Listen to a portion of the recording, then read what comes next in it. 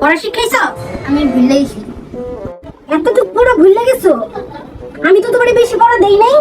আমি এই চ্যাপ্টারের পড়া দিছিলাম শুধু। তুমি এতটুকু পড়া কেন ভুলে গেছো? তোমার আম্মুর ডাকো, যাও তোমার আম্মুর ডাকো। কিছে? তুই কি পড়া পারিস নাই? হ্যাঁ? আপা আমার ডাক দইলো। আপা কি হইছে? হয়তো পড়া পারে নাই। আপা বসেন, আপনি আমি আপনার বলতেছি। ওরে আমি পড়া দিছি। ওরে 3 দিন ধরে এক চ্যাপ্টার আমি পড়াইতেছি, আর সেই চ্যাপ্টার এখন শেষ করিনি।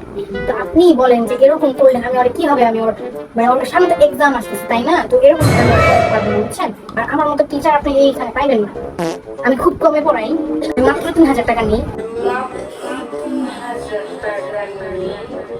এত কমে কোনো জায়গায় কেউ পড়াবে না, বুঝতে পারছেন? আই হাই আফা কোন কি ওই ঠিক মতো পড়ে না। আমি গোড্ডার ভিতরে কই যে পড়তে বউ আর আমি ওর মুখতে বের করতে পারি না। সারা দিন ওই ফ্রি ফায়ার খেলে, কি এর জানি ফ্রি ফায়ার খেলে, হেরা পাইছে হেডই সারা দিন খেলে।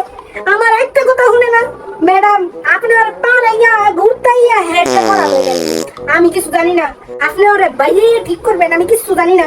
আমি এই যে সারা দিন রান্না বান্না কত কিছু থাকে, এটি লইয়া কি আমি এত কিছু সামলাইতে পারি? ওর ছোট বইনের আবার নতুন মাস্টার রাখবো কইছে, এখন দেখি না আপনার ওই রাখবো। আচ্ছা আপনি তুই পড়ামু, আপনি আড্ডি গেলি আমার মাংস গেলি আপনার, আপা আমি জানি না মাংস গেলি আপনার। তোমার মা কি বলেছে তোমাকে মারতে? উনি এত কষ্ট করে পড়াশোনা করায় তোমাকে এরকম দিন দেখার জন্য না, বুঝতে পেরেছো?